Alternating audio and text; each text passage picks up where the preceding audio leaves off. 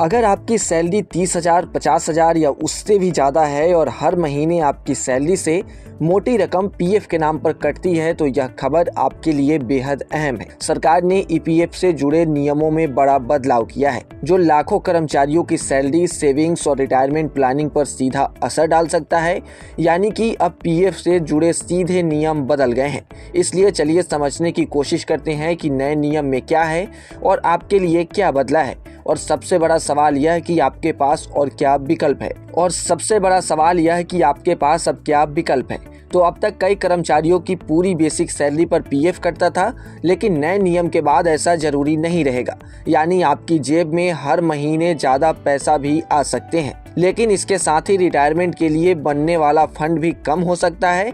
इसलिए यह बदलाव सिर्फ सैलरी से जुड़ा नहीं, बल्कि आपकी असली भविष्य की वित्तीय सुरक्षा से भी जुड़ा हुआ है। दरअसल श्रम एवं रोजगार मंत्रालय ने एम्प्लॉयज प्रोविडेंट फंड स्कीम 2026 लागू कर दी है।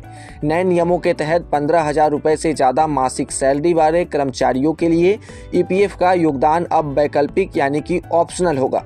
यानी कर्मचारी और कंपनी दोनों आपसी सहमति से तय कर सकेंगे कि पीएफ सिर्फ सरकार की तय वेतन सीमा तक जमा होगा या फिर पूरी बेसिक सैलरी पर पहले की तरह योगदान जारी रहेगा। पहले नियम क्या थे, इसे समझना भी जरूरी है। तो पुराने एम्प्लॉयज प्रोविडेंट फंड स्कीम 1952 के तहत 15,000 रुपए तक मासिक वेतन पाने वाले कर्मचारियों के लिए ईपीएफओ में शामिल होना अनिवार्य था। वहीं अगर किसी कर्मचारी की बेसिक सैलरी 15,000 रुपए से ज्यादा थी और वह पूरी सैलरी पर पीएफ में शामिल था, तो कर्मचारी और कंपनी दोनों को उसकी वास्तविक बेसिक सैलरी के आधार पर ईपीएफ का योगदान देना पड़ता था। उदाहरण के तौर पर अगर किसी कर्मचारी की बेसिक सैलरी 50,000 रुपए थी और वह पूरी सैलरी पर पीएफ कटवा रहा था, तो कर्मचारी और कंपनी दोनों का योगदान 50,000 रुपए के आधार पर होता था। इससे हर महीने पीएफ में ज्यादा पैसा जमा होता था और रिटायरमेंट के समय बड़ा कॉर्पस तैयार होता था।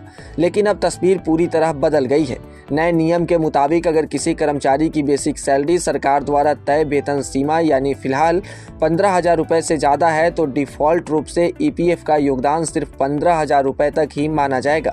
यानी अगर आपकी बेसिक सैलरी 50,000 रुपए है, तो अब जरूरी नहीं कि पीएफ पूरे 50,000 रुपए पर ही कटे। कर्मचारी और कंपनी चाहे तो सिर्फ 15,000 रुपए के आधार पर ही ईपीएफ का योगदान तय कर सकते हैं। इससे हर महीने सैलरी से कटने वाली राशि कम होगी और कर्मचारी के हाथ में ज्यादा टेक होम सैलरी आएगी। हालांकि इसका मतलब यह बिल्कुल नहीं कि ज्यादा सैलरी पर पीएफ जमा नहीं किया जा सकता। अगर कर्मचारी अपनी रिटायरमेंट सेविंग्स बढ़ाना चाहता है और कंपनी भी इसके लिए सहमत है, तो पहले की तरह पूरी बेसिक सैलरी पर भी ईपीएफ का योगदान जारी रखा जा सकता है। मान लीजिए किसी कर्मचारी की बेसिक सैलरी 35,000 रुपए है। अगर वह भविष्य के लिए ज्यादा बचत करना चाहता है और उसकी कंपनी भी तैयार है, तो पीएफ पूरे 35,000 रुपए की बेसिक सैलरी पर ही कट सकता है। यानी यह विकल्प पूरी तरह खत्म नहीं किया गया है, बल्कि अब इसे अनिवार्य की जगह वैकल्पिक बना दिया गया है। इस बदलाव का असर अब सिर्फ ईपीएफ तक सीमित नहीं रहेगा, बल्कि पेंशन फंड पर भी पड़ सकता है। नए नियमों में यह भी स्पष्ट किया गया है कि एम्प्लॉयज प्रोविडेंट फंड स्कीम 1995 के तहत जिन कर्मचारियों को पहले से अधिक वेतन पर योगदान की अनुमति मिली है, उनके मामले में कंपनी वेतन सीमा से ऊपर की सैलरी पर भी पेंशन फंड में योगदान जारी रख सकती है। यानी पात्र कर्मचारियों के लिए ईपीएस में पहले जैसी व्यवस्था जारी रह सकती है। अब सवाल यह है कि कर्मचारियों के सामने विकल्प क्या होंगे। तो नए नियम के बाद दो रास्ते खुल गए हैं। पहला, ईपीएफ का योगदान सिर्फ सरकार द्वारा तय वेतन सीमा यानी फिलहाल 15,000 रुपए तक रखा जाए। दूसरा, कर्मचारी और कंपनी आपसी सहमति से पूरी बेसिक सैलरी पर पहले की तरह ईपीएफ का योगदान जारी रखें। यानी अब 15,000 रुपए से ज्यादा की बेसिक सैलरी पर पीएफ की कटौती अपने आप पूरी सैलरी पर नहीं होगी। यह फैसला कर्मचारी और कंपनी की आपसी सहमति से होगा। कुल मिलाकर यह बदलाव कर्मचारियों को ज्यादा लचीलापन देता है।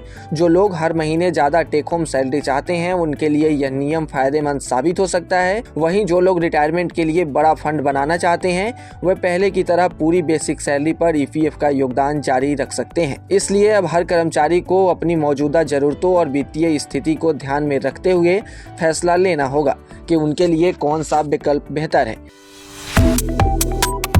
Subscribe to One India and never miss an update. Download the One India app now.